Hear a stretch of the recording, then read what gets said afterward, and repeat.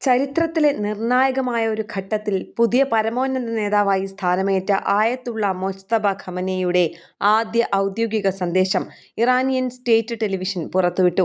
കഴിഞ്ഞ ഞായറാഴ്ച രാജ്യത്തിന്റെ അത്യുന്നത പദവിയിലേക്ക് നിയമിതനായതിനു ശേഷം ആദ്യമായാണ് മൊജ്തബ ഖമേനിയിൽ നിന്നുള്ള ഒരു പ്രതികരണം പുറത്തുവരുന്നത്. സ്ഥാനാരോഹണം കഴിഞ്ഞ ദിവസങ്ങൾ പിന്നിട്ടിട്ടും അദ്ദേഹം ഇതുവരെ പൊതുവേദിയിൽ പ്രത്യക്ഷപ്പെടാതിരുന്നത് അന്താരാഷ്ട്ര തലത്തിൽ വലിയ ചർച്ചകൾക്ക് വഴിതെളിയിച്ചിരുന്നു. എന്നാൽ നിലവിലെ അസാധാരണ സാഹചര്യങ്ങൾ പരിഗണിച്ച് മാധ്യമങ്ങളിലൂടെ തന്റെ നിലപാട് വ്യക്തമാക്കുകയാണ് അദ്ദേഹം ചെയ്തിരിക്കുന്നത്. ആദ്യ സന്ദേശത്തിൽ ദേശീയ ഐക്യത്തിന് ആഹ്വാനം ചെയ്ത മൊജ്തബ ഇറാന്റെ ശത്രുക്കളെ സമ്മർദ്ദത്തിലാക്കാൻ ഹോർമൂസ് കടലിടുക്ക് അടച്ചിടുന്നത് തുടരുമെന്ന നിലപാട് വ്യക്തമാക്കി. ഇറാൻ അയൽക്കാരുമായുള്ള സൗഹൃദത്തിൽ വിശ്വസിക്കുന്നുവെന്നും അമേരിക്കൻ താവളങ്ങളെ മാത്രമാണ് ലക്ഷ്യമിടുന്നതെന്നും അത് തുടരുമെന്നും അദ്ദേഹം കൂട്ടിച്ചേർത്തു. മൊജ്തബ ഖമേനിയുടെ ഔദ്യോഗിക ടെലഗ്രാം ചാനലിലൂടെ അദ്ദേഹത്തിന്റെ കൈപ്പടയിലുള്ള ഒരു കുറിപ്പാണ് ആദ്യം പുറത്തുവന്നത്.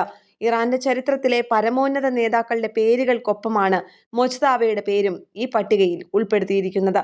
ഇറാന്റെ പ്രഥമ നേതാവ് റൂഹുള്ള ഖമേനി, തുടർന്നു വന്ന അലി ഖമേനി എന്നിവരുടെ പേരുകൾക്ക് താഴെയാണ് മൊജ്തബ ഖമേനിയുടെ പേര് രേഖപ്പെടുത്തിയിരിക്കുന്നത്. പട്ടികയ്ക്ക് താഴെയായി പരമകാരുണികനും കരുണാനിധിയുമായ ദൈവത്തിന്റെ നാമത്തിൽ എന്ന സന്ദേശവും അദ്ദേഹം കുറിച്ചു. ഖുർആനിലെ മിക്ക അധ്യായങ്ങളുടെയും തുടക്കത്തിൽ ഉപയോഗിക്കുന്ന ഈ വാചകം ഒരു പുതിയ തുടക്കത്തെയാണ് സൂചിപ്പിക്കുന്നത്.